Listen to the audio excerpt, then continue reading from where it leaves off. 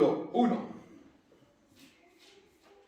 Vamos a retomar la escritura que estuvimos predicando hace 2 domingos. Daniel capítulo 1. Y vamos a leer a partir del versículo 3 del capítulo 1 de Daniel. Y dijo el rey a Aspenaz, capítulo 1, versículo 3. Y dijo el rey a Aspenaz, jefe de sus eunucos, que trajese de los hijos de Israel del linaje real de los príncipes, muchachos en quienes no hubiese tacha alguna, de buen parecer, enseñados en toda sabiduría, sabios en ciencia y de buen entendimiento, e idóneos para estar en el palacio del rey, y que les enseñase las letras y la lengua de los caldeos. Y le señaló el rey ración para cada día, de la provisión de la comida del rey, y del vino que él bebía. Y que los criase 3 años, para que al fin de ellos se presentasen delante del rey. Entre ellos estaban Daniel, Ananías, Misael y Azarías, de los hijos de Judá. A estos el jefe de los eunucos puso nombres. Puso a Daniel Belsasar, a Ananías Sadrac, a Misael Mesac y a Azarías Abed-nego. Bendito Dios, venimos delante de ti para darte las gracias porque vamos a estudiar, a reflexionar, a hablar de tus cosas. Queremos pedirte, Padre, que las meditaciones de nuestros corazones y los dichos de nuestras bocas sean agradables a ti. En el nombre de Jesús. Amén. Pueden sentarse, los hermanos. Decíamos las semanas anteriores, y creo que ya esa predicación está colgada en el internet, ¿verdad? Creo que ya está colgada en el internet. Sabe que tenemos un grupo de WhatsApp. Si usted quiere afiliarse al grupo de WhatsApp, nos tiene que comunicar su número de teléfono y allí se cuelgan en las predicaciones que se dan en este púlpito y también se colocan esas predicaciones en la página del YouTube de la iglesia. Decíamos hace 2 semanas que esta escritura que acabamos de leer hoy y que seguiremos predicando en esta escritura sobre Daniel, hablaba de 4 personas que habían sido sacadas de Jerusalén porque habían llegado a Babilonia y habían sitiado a Jerusalén. Siempre tenemos que entender que Babilonia es, como explicábamos anteriormente, Daniel capítulo 1, mi hermana Tari. Daniel capítulo 1, estamos leyendo allí. Siempre tenemos que entender que Babilonia es sinónimo ¿de qué? Del diablo, del pecado. Y Jerusalén es sinónimo de Dios. Y explicábamos la vez anterior que eso es lo que hace Babilonia con nosotros, nos sitia. Babilonia se mete en nuestra casa, Babilonia se mete por nuestra televisión, por el internet, por lo que escuchamos en las conversaciones, que inclusive pensamos que son conversaciones absolutamente sanas. Resulta que allí está Babilonia, porque estamos rodeados de Babilonia. Por eso dice la Escritura que nosotros tenemos que resplandecer como luminares en medio de una generación maligna y perversa. Y decíamos también que estos 4 jóvenes tenían una particularidad increíble. Decíamos que cuando usted lee, por ejemplo, que termina en EL, el nombre de algunos, es porque está relacionado con el singular del nombre de Dios. El plural del nombre de Dios es Elohim y el singular El significa que tiene que ver con Dios. Daniel, por ejemplo, decíamos que significaba Dios es mi juez o Dios me juzga. Decíamos que Misael, por ejemplo, que empieza por la palabra Mish y termina por él, que ese él es el sinónimo, la contracción del plural, el singular de ese plural, Elohim, mi Dios, mis señores. Eso significa seré lo que Dios quiere que yo sea. Y explicábamos también que, por ejemplo, Ananías y Azarías, significa que tienen el IAS al final en el original, y eso es la contracción del nombre Jehová. Por ende, estos 4 jóvenes, Ananías significa Dios me ha favorecido. Y Azarías significa Jehová, Dios me ha ayudado. Cada vez que escuchaban su nombre, no escuchaban Felipe como yo. O no escuchaban John Edwin. Escuchaban los atributos de Dios en la vida de ellos. Es increíble esto. Porque cuando nosotros empezamos a estudiar la Escritura con esta visión, entendemos que nosotros hemos tenido un nuevo nombre. Ahora somos cristianos. En una meditación que está colgada en el internet, decíamos que a los jóvenes de las tribus norteamericanas no les ponían nombre sino hasta cierto tiempo después. Porque nacían los niños en las tribus de los Estados Unidos, en muchas tribus indígenas de los Estados Unidos, nacían los niños y durante muchos años, hasta que llegaban casi a la adolescencia, eran hijos de, así como en la escritura, Bartimeo no tenía nombre porque era hijo de Timeo. Imagínense aquel pobre hombre que ni siquiera tenía nombre. Cuando él escuchaba su nombre le llamaba hijo de Timeo. Pero igual pasaba con aquellas tribus norteamericanas. A los niños se llamaba el hijo de Felipe hasta que tenía cierta edad, porque toda la población le iba observando y después se le daba nombre. Ese famoso todo sentado, o halcón que vuela, se le daba el nombre. Y cuando llegaban a esa edad, después de que habían visto las características, porque carácter es aquello que se ve de usted, no confunda carácter con personalidad. Tengo 40 años con una psicóloga, así que le puedo decir que estos temas me los sé de memoria. Si me hipnotizan no lo sé, seguro que sí, cuento todo de noche, pero le puedo decir que este tema me lo sé porque me lo han machacado. Personalidad y carácter son dos cosas diferentes. Carácter es lo que se ve de usted. Carácter es lo que está en su alma. Hemos explicado varias veces y en muchas oportunidades que somos tripartitos, cuerpo, alma, espíritu, ¿verdad? Bueno, pues el cuerpo es esto. El alma es lo que usted es. Por eso es que usted conoce que los niños chiquititos tienen un carácter determinado. Este es berrinche, este es fuerte, este toca. Bueno, esas son las cosas que están en su carácter. Los dones espirituales se colocan en el Espíritu. Ahí es donde viene el Espíritu de Dios y entra al Espíritu. Y el Espíritu suyo que estaba muerto renace. Y viene el Espíritu de Dios y entra allí. Y los dones espirituales y el amor verdadero de Dios se coloca allí. Pues estos jóvenes habían recibido sus nombres. Y cuando escuchaban sus nombres, ¿qué es lo que pasaba con estos jóvenes? Ellos escuchaban las maravillas de Dios en la vida de ellos.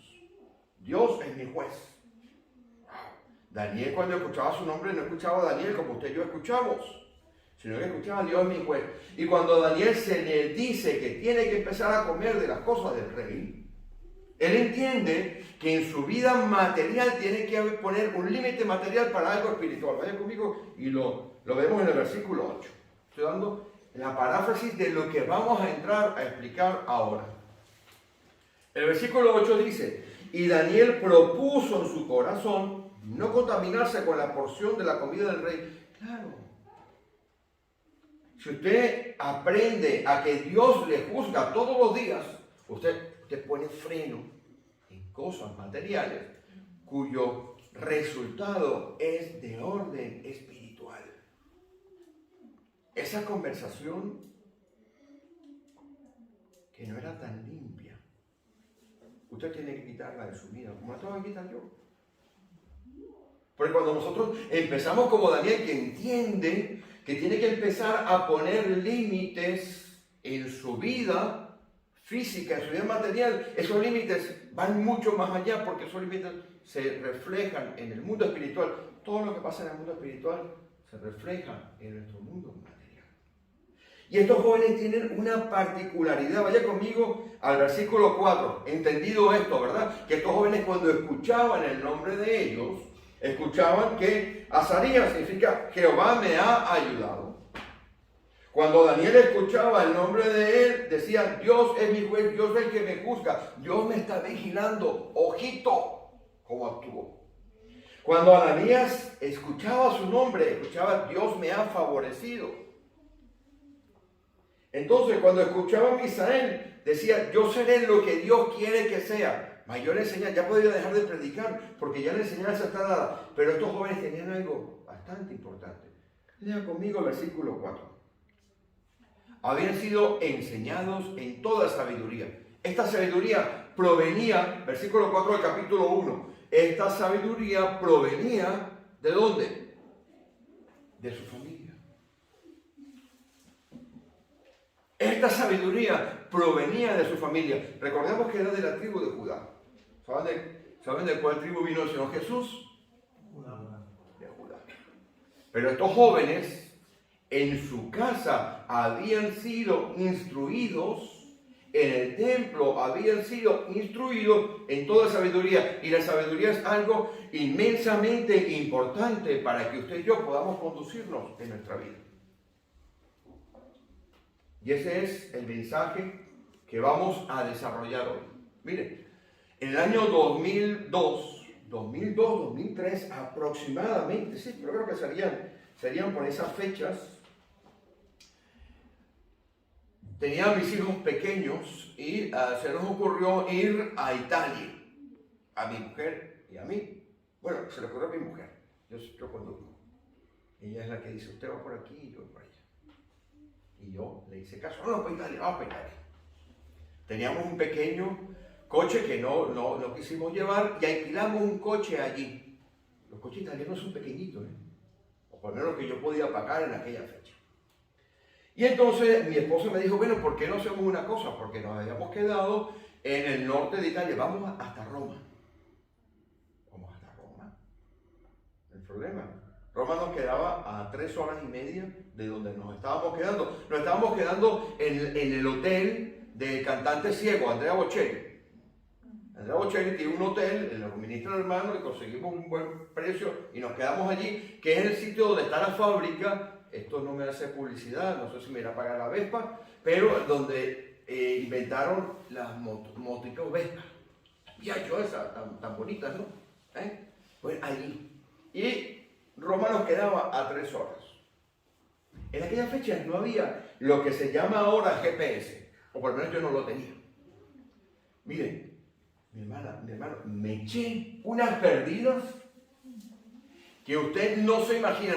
Nos metimos en una montaña, nos salimos de la carretera y estábamos en peligro de quedarnos tirados por una montaña, porque Roma queda para la parte de abajo. Roma es abajo, tendrá 7 colinas, pero es en el valle, está cerca del agua. Y yo terminé por allá arriba, en una montaña perdido. Por una simple razón. Porque la sabiduría es para nuestra vida lo que un GPS es para lo que conduce. Bueno, hay gente que conduce el coche y no le hace caso al GPS, como por ejemplo mi suegra, que la quiero mucho. El GPS, un día está la suegra conduciendo y el GPS le dice, párquese 20 metros más adelante que yo me bajo. Un chiste. No, mi suegra no hace eso, ni el GPS tampoco. Pero eso lo hacemos nosotros. Entonces vamos, por favor, vamos a Proverbios para ver qué es la sabiduría, para entender por qué la sabiduría, que estos jóvenes estaban instruidos en esta sabiduría, es importante. Busque por favor Proverbios capítulo 1.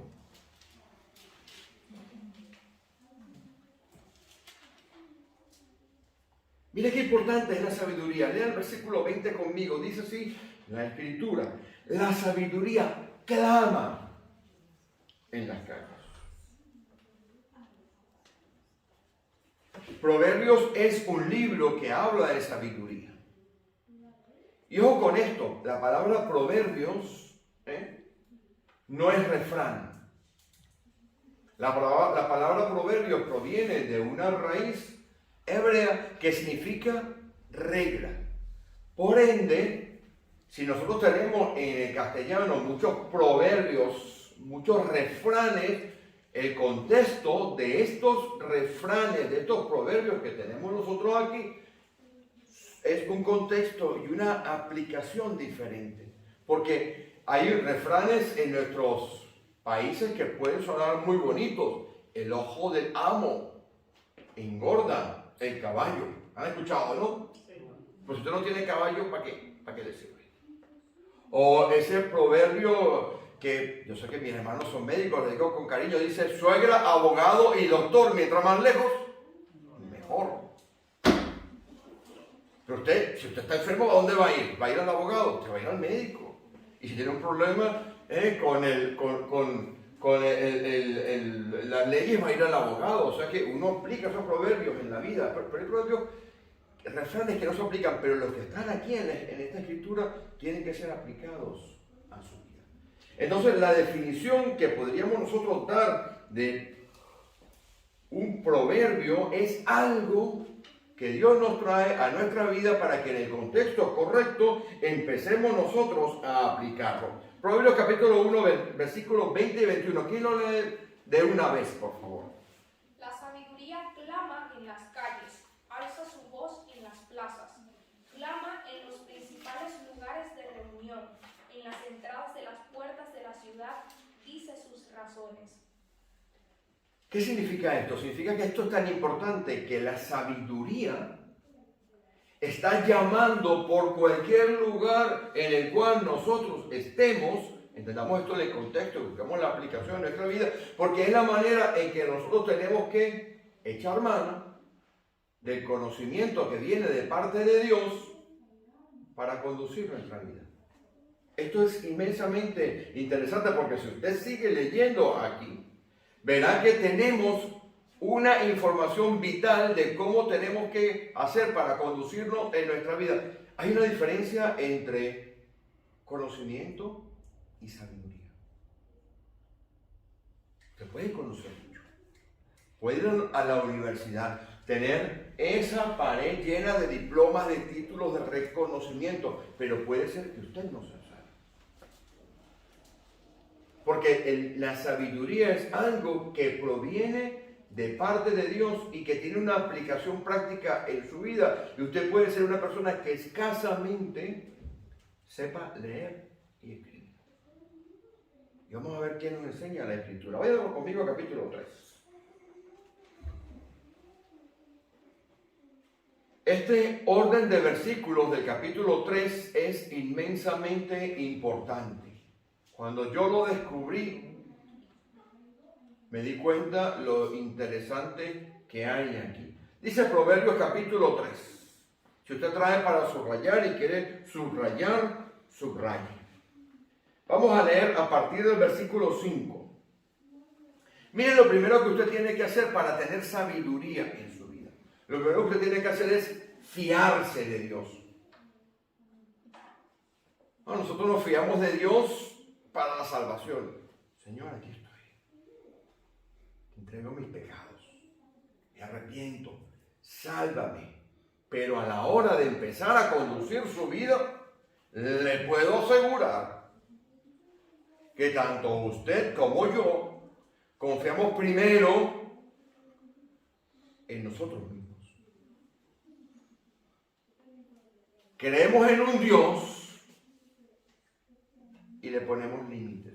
No nos fiamos muchas veces de Dios, no confiamos muchas veces en Dios para conducir cada uno de los aspectos de nuestra vida.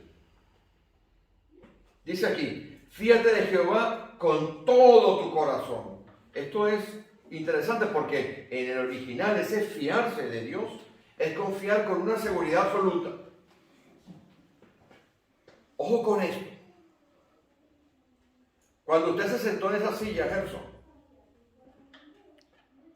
o usted, un poquito más pesadito que eso, usted miró por la parte de abajo si la silla iba a aguantar su peso o no. No, solo estaba limpio. Usted llegó y se sentó allí, ¿verdad? Usted no dijo, ¿esto es chino o es coreano? Sí. Ya el chino lo hizo. ¿No? Los chinos ya como que le da uno, ¿verdad? Como repelús, ¿no? Usted no evaluó si decía carga máxima, como cuando uno se monta un ascensor que se montan 4 o 5 y empieza a pitar. Y todo el mundo se mira a ver quién se baja. Y nadie se baja. Y uno dice, ¿y este cacharro arrancará? Y arranca. Le da el botón y arranca.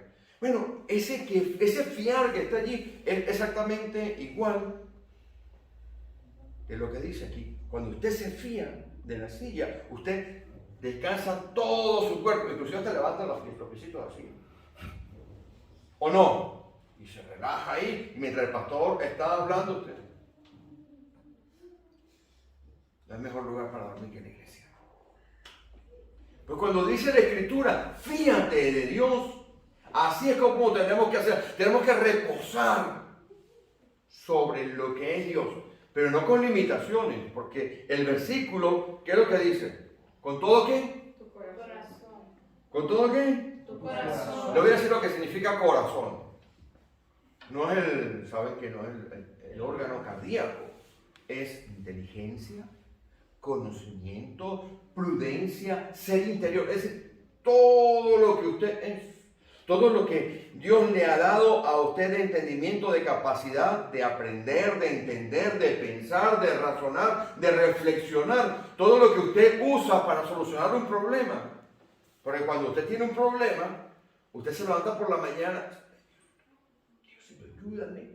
Te juro, por Dios santo, que si me ayudas esto, empieza a negociar con Dios. ¿O no? Dios de transacciones, ¿no? Y entonces ya, usted ora a las 7, y ya a las 10:30 de la mañana como que se lo olvidó. Voy a llamar al amigo este a ver si me ayuda.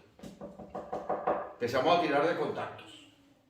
Y cuando tiramos de contactos es porque no tenemos para tirar de chequera, como siempre andamos así.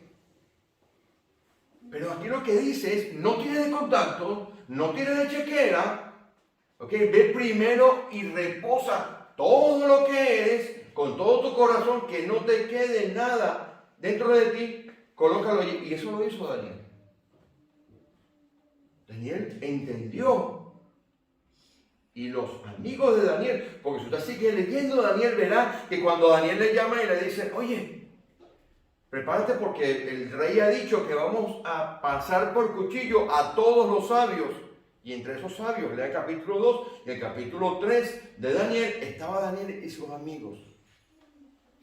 Y él fue y reconoció que solamente de Dios podía venir la solución de conocer aquello. Entonces cuando usted se fía de Dios, usted se apoya totalmente en Dios. Pero ¿cuál es el contraste que está allí? ¿Cuál es la segunda parte del versículo? ¿Dónde usted no tiene que apoyarse? ¿Dónde? La propia prudencia. Nuestro conocimiento, ¿qué es lo primero que hacemos? A ver, tengo 40 años en este negocio. Que he visto mucho. ¿Cómo está, hermano? Victoria. ¿Y qué tal van las cosas? Oh, mi hermano, bendito Dios. Cuando Dios salga por esa puerta, mire, a devorar. Cuesta 20 euros, mi hermano. En vez de decirle, Dios, yo no sé cómo lo vas a hacer.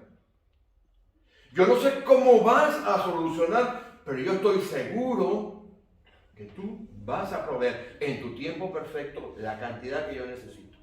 Y de esto tengo testimonios en mi vida cristiana. Y mi madre que está viendo esta predicación, tengo que decirle que mi madre me sigue desde Estados Unidos en la predicación. Y me corrige, mamá, saludos. Me corrige. Mi madre es testigo que estábamos casi al borde de la inanición en Caracas.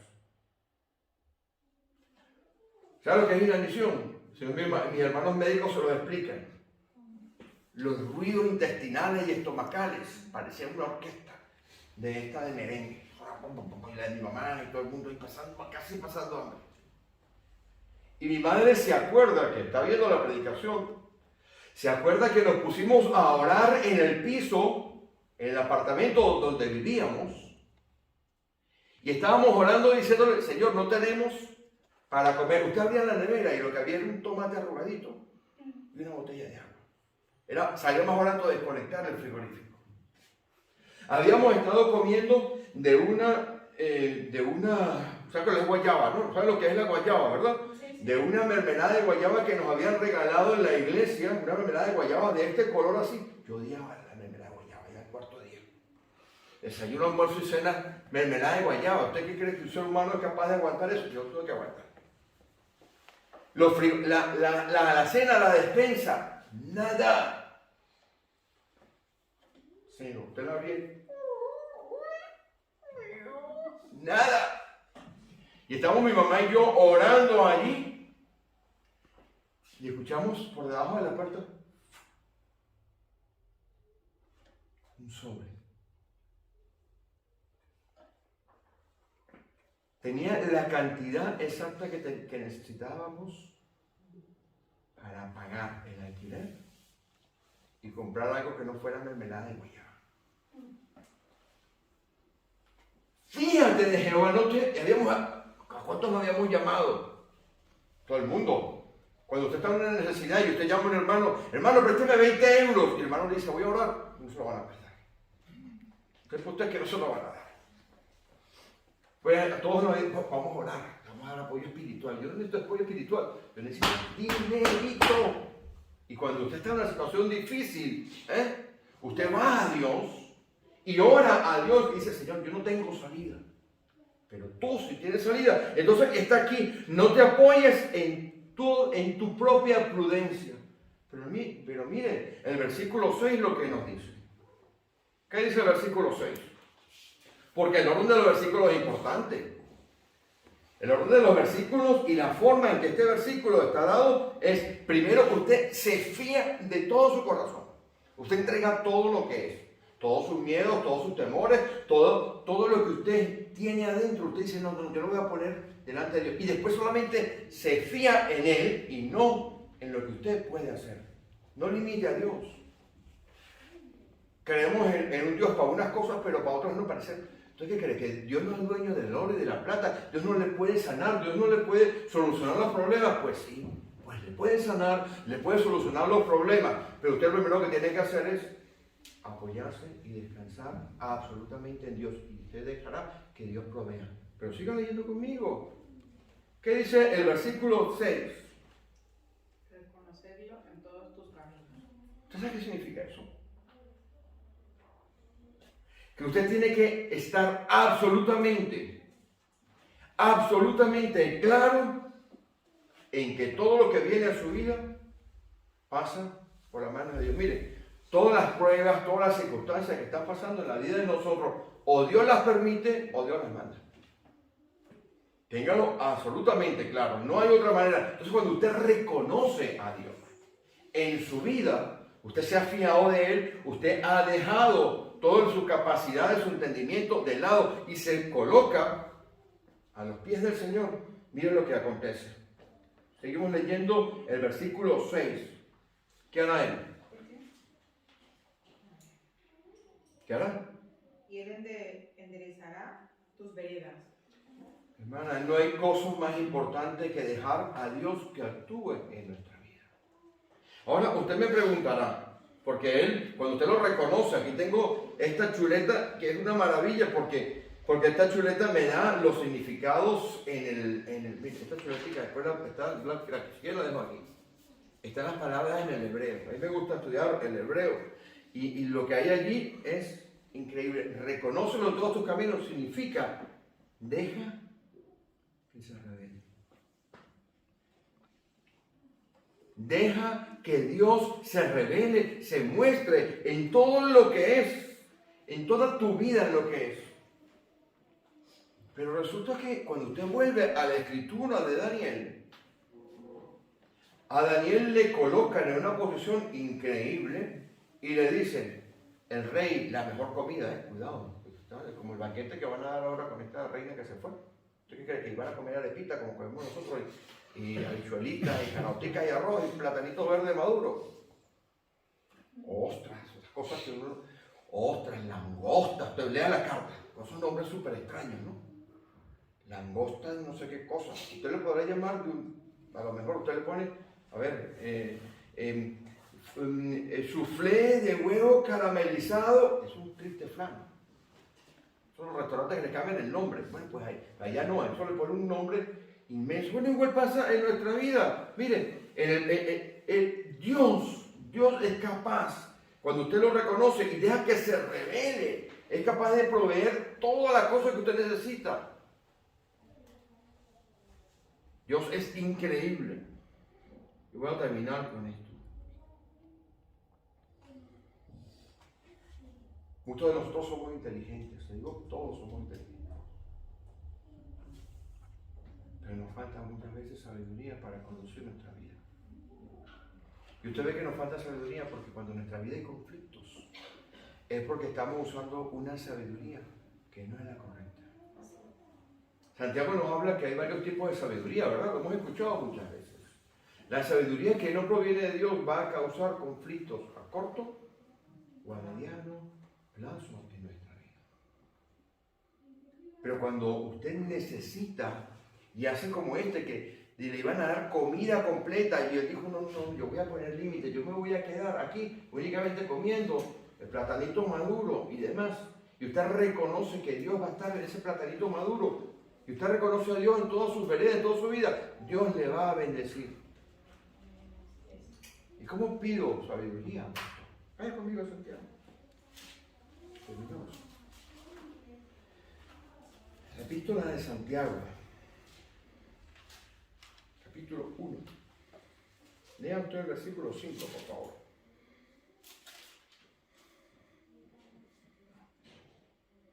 Y si alguno de vosotros tiene falta de sabiduría, pídala a Dios, el cual da a todos abundantemente y sin reproche, y le será dada. Cuando usted tiene falta de sabiduría, cuando usted reconoce que en su vida ha habido problemas, porque si usted va al capítulo 3, vamos a verlo, pero lo tenemos en una página, ¿verdad? Usted verá en el versículo 14, cuando habla 14, 15 y 16, cuando hay, en 16, cuando hay celos, hay contenciones, hay perturbación, hay todo eso, esa sabiduría con la cual usted estaba conduciendo su vida no es la que usted le tiene que pedir a Dios. Cuando usted reconoce que pasan estas cosas en nuestra vida, ¿cuántas veces no he tomado yo decisiones? Me siento como un laberinto. Voy caminando por un laberinto. Tú sabes que es un laberinto, ¿no? Muchas veces usted va en un laberinto, usted no consigue la salida, usted echa para atrás, dice que voy a ir a la izquierda, que voy a ir a la derecha. La vida parece un laberinto, pero la mejor manera es confiar absolutamente en el laberinto de la vida, en la sabiduría de Dios, para que usted pueda llegar al buen destino. Observe conmigo lo que dice en el versículo 16. Donde hay celos y contención, allá hay perturbación y toda obra perversa. Eso es cuando usted utiliza alguna de la sabiduría, la terrenal, la terrenal o la diabólica. Porque hay sabiduría diabólica, cuidado, no se engañen. Inclusive en la iglesia hay sabiduría diabólica. Inclusive en la iglesia hay sabiduría diabólica. Lo primero que entra a perturbar la vida de nosotros es el enemigo. El enemigo quiere que nosotros tomemos decisiones que parecen que fueran correctas, pero no lo son. Hemos explicado muchas veces que el discernimiento es importante en una iglesia, pero no discernir lo bueno de lo malo, que eso es lo más fácil del mundo, lo bueno de lo que parece bueno. Y solamente eso viene a través del discernimiento espiritual. Por eso toda la iglesia siempre tiene que pedir discernimiento espiritual. Ahora observen conmigo, y con esto voy terminando. La sabiduría que es de lo alto, versículo 17, es pura, pacífica, amable, benigna, llena de misericordia y de buenos frutos. Hay contención en nuestra casa, hay tirantez y dificultad, hay en nuestra casa falta de conocimiento. ¿Qué voy a hacer? Voy a ir a esto, voy a ir a lo otro, y cuando tomo una decisión se causa un problema, tirantez en la casa. Es porque usted está utilizando, como he utilizado yo muchísimas veces, y todos los días tengo que ir a pedir a Dios que me dé la sabiduría que proviene de Él. Job 28:28 dijo lo siguiente: he aquí que el temor del Señor es la sabiduría. La sabiduría podríamos definirla como tomar decisiones como las tomaría el Señor. Lo repito. Pablo dice que tenemos la mente de Cristo. ¿Lo ha escuchado alguna vez? Sí. Romanos. Dice que tenemos la mente de Cristo. Porque Cristo es sabiduría de Dios y poder de Dios. 1 Corintios capítulo 1, versículo 24. Con eso terminamos ya. La enseñanza de hoy es: Ponga límites en su vida. No se contamine. Busque de parte de Dios. Entienda que Dios está con usted. Dios es su juez. Dios es su ayudador. Usted será lo que Dios quiere que usted sea, pero usted tiene que someter su vida a Dios. Y para que en su vida haya sabiduría de parte de Dios, usted tiene que reconocer que Dios es el proveedor de la sabiduría, como lo reconoció Daniel cuando dio la revelación, el sueño y la revelación. ¿Y sabe lo que pasó? Dios, solamente de parte de Dios viene la sabiduría. No confunda sabiduría con entendimiento ni con conocimiento. La sabiduría viene de Dios y tiene que tener en su vida la sabiduría que solamente recibe cuando usted deja que Jesucristo sea el Rey de su vida. 1 Corintios capítulo 1, versículo 24. ¿Quién lo tiene? Mas para los llamados, así judíos como griegos, Cristo, poder de Dios y sabiduría de Dios. Cuando usted tiene a Jesucristo, tengo que decirle que usted tiene la mente de Dios. Cuando usted tiene la mente de Dios, usted toma las decisiones como las tomaría Él. Esta conexión directa con Dios. Yo animo a la iglesia, a los hermanos que están aquí hoy, a que dejen de lado su conocimiento, a que dejen de lado sus contactos, a que dejen de lado sus posesiones, a que dejen de lado todas esas cosas y se fíen de Jehová con todo su corazón, lo reconozca en todos sus caminos y pida la sabiduría de parte de Dios. Amén. Nos ponemos en pie. Amén. Terminamos